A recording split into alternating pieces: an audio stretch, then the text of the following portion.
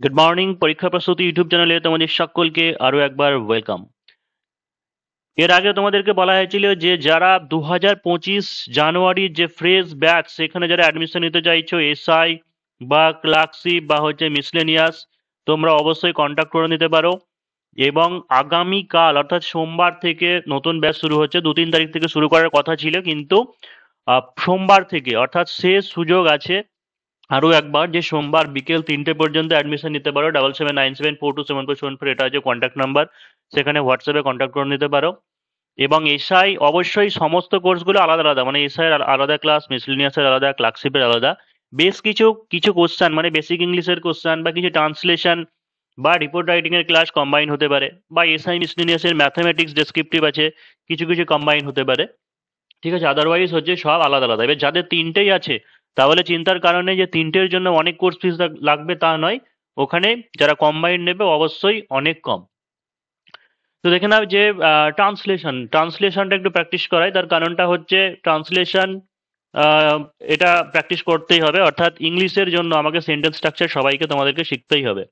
তো যাদের বিশেষ করে ভীতি আছে সেন্টেন্স স্ট্রাকচার নিয়ে বা ইংরেজিতে বা ট্রান্সলেশন নিয়ে, তাদেরকে আমি মানে ভয় দূর করে কনফিডেন্স আনার চেষ্টা করছি। এগুলো কিছু প্রিভিয়াস ইয়ারের প্রথমে কোশ্চেন আছে। যেমন প্রথম কোশ্চেনটা যে দর্শকরা তাকে করতালি দিয়ে উদ্বুদ্ধ করলো, দর্শকরা তাকে করতালি দিয়ে উদ্বুদ্ধ করলো। এই যে বাক্যটা দেওয়া আছে, বাক্যতে প্রথমে আগে কি চিনতে হবে সেটা হচ্ছে সাবজেক্ট। সাবজেক্ট কোনটা? সেটা হচ্ছে দর্শকরা। করতালি দিয়ে উদ্বুদ্ধ করা, ঠিক আছে, করতালি দিয়ে উদ্বুদ্ধ করা বা উদ্বুদ্ধ করা যেটা আছে। এবার দেখো যে উদ্বুদ্ধ করা এটা হচ্ছে ভার্ব। এবার এমন ওয়ার্ড আছে ইংরেজিতে যে করতালি দিয়ে উদ্বুদ্ধ করা মানে একটা ভার্বে ইংরেজি ইংরেজি একটা ওয়ার্ডে সেটা হয়ে যায়। সেটা জানা থাকলে ভালো কথা, আর না থাকলে আমাকে ক্ল্যাপিং বা পুট পুট হ্যান্ডস টুগেদার বা এরকম ধরনের কিছু দিয়ে বোঝাতে হবে। আর অবজেক্ট কি? অবজেক্ট হচ্ছে যে তাকে। এটা চেনা হয়ে গেল। এটা চেনার পরে আমাকে যেটা দেখতে হবে সেটা হচ্ছে কোন টেন্সে আছে সেন্টেন্সটা, টেন্সটাকে আমাকে দেখতে হবে। তো দর্শকরা তাকে করতালি দিয়ে উদ্বুদ্ধ করলো, মানে কি করব? Simple past. এবার বেশ কিছু জনের একটা জিনিস যেটা দেওয়া আছে যে শুধু করেছিল, খেয়েছিল, গিয়েছিল, হেসেছিল বললে পরে ছিল বললেই পাস, তা নয়। যেটা হয়ে গেছে, কমপ্লিট হয়ে গেছে মানে পাস, সেটা কিছুক্ষণ আগেও হতে পারে, সিম্পল পাস। তো এটাকে কি করবো? জাস্ট সিম্পল পাস্টেই করব, যে দর্শকরা তাকে করতালি দিয়ে উদ্বুদ্ধ করলো। তার মানে কি হয়েছে? The audience, the audience. এবার দেখো যে চিয়ার আপ এক করতে পারো, ঠিক আছে, চিয়ার আপ করা মানেও হয়, ঠিক আছে, চিয়ার আপও করতে পারো। বা অ্যাপ্লড বলতে পারো। অ্যাপ্লড বলে যে ওয়ার্ডটা সেটা মানে হচ্ছে করতালি দিয়ে উদ্বুদ্ধ করে। তাহলে কি করবো? The audience applauded, the audience applauded him, the audience applauded him, APPLAUDED। তাহলে ফার্স্ট সেন্টেন্স কমপ্লিট হয়ে গেলে ফুল স্টপ দিয়ে দিলাম। ঠিক আছে, এবার এটা এই জিনিস যে অ্যাপ্লড কথাটা যদি না মনে পড়ে তো হয়তো উদ্বুদ্ধ করা, প্রেজ বলতে পারো, প্রশংসা করা, বা হচ্ছে ইন্সপায়ার করা, প্রভাবিত করা, এরকম ভাবে বলা বলা যায়। কিন্তু সেই ক্ষেত্রে তোমাকে ওই ক্ল্যাপিং বা ওই সমস্ত প্রসঙ্গগুলো টানতে হবে। আর পার্টিকুলার ওয়ার্ডটা জানা থাকলে বলে সেই ওয়ার্ডটা দিয়ে দিলাম, এটাতে হয়ে গেল।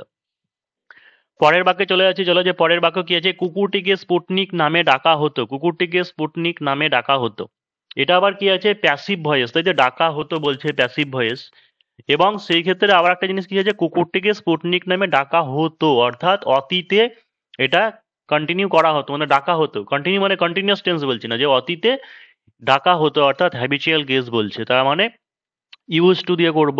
তাহলে কি করব? যে the dog use to be called, the dog use to be called as Sputnik, as Sputnik. The dog use to be called as Sputnik হলো।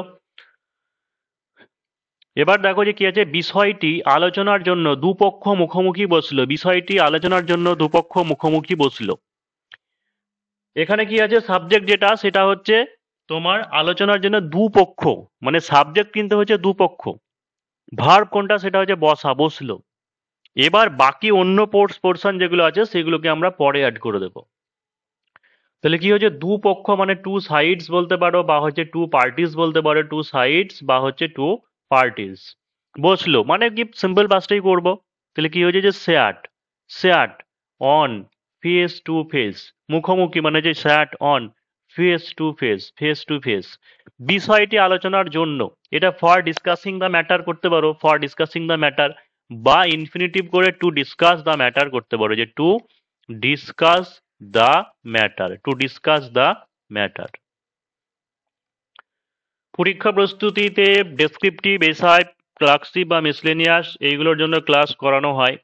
তোমরা যারা অফলাইন করতে চাইছো অফলাইনেও আসতে পারো। অফলাইন হচ্ছে বহরমপুর মুর্শিদাবাদ, এক জায়গাতেই আছে, বহরমপুর মুর্শিদাবাদ। আর যারা অনলাইনে করবে দূরের ক্যান্ডিডেট, তোমরা অনলাইনে করতে পারো। নেক্সট কি আছে যে তোমার বদ অভ্যাস ত্যাগ করুন, তোমার বদ অভ্যাস ত্যাগ করুন। দেখো এই ধরনের সেন্টেন্সকে কি বলা হয়? ইম্পারেটিভ সেন্টেন্স বলা হয়, অর্থাৎ আদেশ, অনুরোধ, উপদেশমূলক। এই ইম্পারেটিভ সেন্টেন্সের ক্ষেত্রে কি হয়? ভার্ব দিয়েই শুরু হয়। অর্থাৎ তোমার বদ অভ্যাস ত্যাগ করুন মানে ত্যাগ করুন তোমার বদ অভ্যাস। এখানে তোমার যেটা সেটা তো সাবজেক্ট নয়, এটা হচ্ছে সাবজেক্ট নয়, এটা অবজেক্ট। কার বদ অভ্যাস? তোমার বদ অভ্যাস। তাই কি করতে হবে? আগে হচ্ছে ভার্ব, মানে ত্যাগ করুন। ত্যাগ করে ইংরেজি কি? গিভ আপ বা হচ্ছে অ্যাবান্ডন। তো কি করবো? যে ত্যাগ করুন মানে ছেড়ে দাও, তার মানে যে কি? Give up. গিভ আপ তোমার বদ অভ্যাস মানে যে give up your bad habit, give up your bad habit. Next কি আছে যে আইনের চোখে আমি নির্দোষ, আইনের চোখে আমি নির্দোষ। দেখো সেন্সটাকে একটা জিনিস বুঝতে হবে, সেন্সটাকে বুঝতে হবে মানে কি? আইনের চোখে, তার মানে কি সত্যি আই বলেছে মানে চোখ ফিজিক্যালি সেটা তো বলেনি, আইন অনুসারে, ঠিক আছে, অ্যাকর্ডিং টু ল আমি নির্দোষ। তাহলে কত রকম করা যায়? যে নির্দোষ যেটা একটা হচ্ছে গিলটি মানে হচ্ছে দোষী, নির্দোষী কি হবে? যে নট গিলটি। যদি ধরো তুমি ওয়ার্ড না জানো, মানে আমি বলছি প্রথমে একটা জিনিস বলছি যে নির্দোষ যেটা সেটাকে ইনোসেন্ট বলা যায়, ইনোসেন্ট মানে হচ্ছে নির্দোষ বা হচ্ছে নিরীহ, নির্দোষ বা হচ্ছে নিরীহ। তাহলে এটা একটা করতে পারো যে আই অ্যাম ইনোসেন্ট, আমি নির্দোষ। তার মানে যে I am innocent, I am innocent আইনের চোখে, মানে according to law, according to law, according to the law করো, যে আইনের চোখে নির্দোষ বা আইন অনুসারে আমি নির্দোষ। এবার এটাই হচ্ছে তুমি ধরো আর একটা জিনিস যে গিল্টলেস বলতে পারো, ঠিক আছে, GUILTLESS, গিল্টলেস বলতে পারো যে I am guiltless according to the law, এটাও করা যেতে পারে। অনেকজনই প্রায় ফোন করে একটা জিনিসই বলো যে দাদা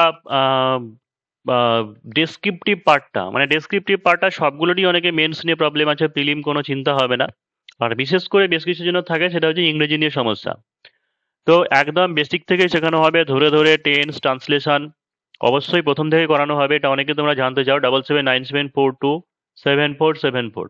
আরও একটা জিনিস দেখো, আমি বেশি ভেঙে চুরে মানে কি বলবো যে মাখিয়ে চুখিয়ে বেশি বলতে পারি না, ঠিক আছে, অতিরঞ্জিত করে যে অমুক হয়ে যাবে তমুক হয়ে যাবে সব হয়ে যাবে এখানে পড়, এরকম ধরনের ভুলে বলি না আমি। একটা জিনিস, তো যারা হয়তো ভয় পাচ্ছ তারা চ্যানেল দেখলেই পাবে, মানে বিভিন্ন ক্লাস ফলো করো, আগে বলা হচ্ছে যে ক্লাসগুলোকে ফলো করো, ঠিক আছে, দেখো জানো, তারপরে বুঝে শুনে নাও। তবে আমার মনে হয় যে ডেসক্রিপটিভে বা এরকমভাবে ভেঙে ভেঙে কেউ বলেও না, বলবেও না, ঠিক আছে। তো যাদের মনে হবে তোমরা অ্যাডমিশন নিতে পারো। সোমবারের দিনকে নতুনভাবে ক্লাস শুরু হয়েছে অনলাইনে, আর অফলাইনেও ক্লাস শুরু হয়ে গেছে বহরমপুর মুর্শিদাবাদ। যারা অফলাইনে করতে চাও অফলাইনেও আসতে পারো। পরের সেন্টেন্স কি আছে দেখো, যে সাফল্য তার মাথা ঘুরিয়ে দিয়েছে, ঠিক আছে, এখানে একটু স্পেস হবে, যে সাফল্য তার মাথা ঘুরিয়ে দিয়েছে। তাহলে কি হয়েছে? যে সাকসেস, SUCCESS, সাকসেস তার মাথা ঘুরিয়ে দিয়েছে মানে কি হবে? টার্নড, ঠিক আছে, সাকসেস টার্নড হিজ। এটা মাথাকে মাইন্ডটাকে বলতে পারো, ঠিক মাথা তো আর হয় না, মাথাকে কি আর সত্যি করে ঘুরিয়ে দিয়েছে ফিজিক্যালি সেটা তো নয়, মাইন্ডই করো, যে success turned his mind. Next হচ্ছে বিলম্বের জন্য আমি দুঃখিত, বিলম্বের জন্য দুঃখিত। এটাও যেমন আইনের চোখে আমি নির্দোষ সেই রকমই, যে বিলম্বের জন্য আমি দুঃখিত মানে আমি দুঃখিত বিলম্বের জন্য, তার মানে আমি হই দুঃখিত, কি হবে? I am, I am sorry, ঠিক আছে, আই অ্যাম সরি বিলম্বের জন্য, for the delay, I am sorry for the delay, for the delay. তিনি একজন ভালো মনের মানুষ, তার মানে কি? তিনি হয় একজন ভালো মনের মানুষ, তার মানে is he is a kind hearted person, he is a kind hearted person বা কাইন্ড হার্টেড ম্যান, ভালো মনের মানুষ। তিনি তার সকল চেষ্টা, তিনি তার সকল চেষ্টা করেছেন আমাদের সাহায্য করার জন্য। তাহলে কি করব? দেখো ভালো করে বোঝো, তিনি তার সকল চেষ্টা করেছেন, সকলটা যদি না থাকতো তাহলে কি করবো? চেষ্টা করা ইংরেজি ট্রাই। তাহলে তিনি চেষ্টা করেছেন, কি হবে? হি ট্রাইড, তিনি চেষ্টা করেছেন, হি ট্রাইড। তার সকল চেষ্টা, তো his best, he tried his best, আমাদের সাহায্য করার জন্য। এই যে একটা জিনিস মাথার মধ্যে আমাদের ঘোরাফেরা করে যে জন্য মানে ফর, ঠিক আছে, এরকম জিনিস ঘোরাফেরা করে, কিন্তু সবসময় ওইভাবে নয়, যে তিনি তার সকল চেষ্টা করেছিলেন আমাদের সাহায্য করতে, অর্থাৎ তে বিভক্তি অর্থে, বা যেটাকে ইনফিনিটিভ করা হয় মানে ভার্বের সঙ্গে টু যুক্ত করে। ঠিক আছে, তাহলে সেই ক্ষেত্রে কি হবে, he tried his best to help, ঠিক আছে, হি ট্রাইড হিজ বেস্ট, বা আমাদের সাহায্য করার জন্য ফর হেল্পিং আসও করতে পারো, যে he tried his best for helping us, for helping আস করে দাও। তাহলে দেখো এই ছিল কি, বেশ কিছু দেখানো হলো। এবার যারা হচ্ছে পরীক্ষা প্রস্তুতে জয়েন করে যাবে, সেই ক্ষেত্রে তোমাদের যেগুলো হচ্ছে পার্টস অফ স্পিচ বা টেন্স বা হচ্ছে simple complex compound sentence structure করা কিভাবে করবে, বা according to meaning, assertive, imperative, interrogative যে সমস্তগুলো রয়েছে সেগুলো হবে। ভয়েস চেঞ্জ, নারেশন চেঞ্জ, যেমন ভয়েস চেঞ্জ নারেশন চেঞ্জ সরাসরি তোমাকে গ্রামার পার্টে সাহায্য করবে, আবার এইগুলো শিখে নিলে পরে ডেসক্রিপটিভ রাইটিংয়ে তোমার হেল্প হবে। সেই সাথে রিপোর্ট প্রেসিয়েসে এই সমস্ত জিনিসগুলো তো আছেই। তো যার যেটা কমফোর্টেবল মনে হবে, অফলাইন বা অনলাইন দুটোই খোলা আছে, অফলাইনেও আসতে পারো, অনলাইনেও করতে পারো।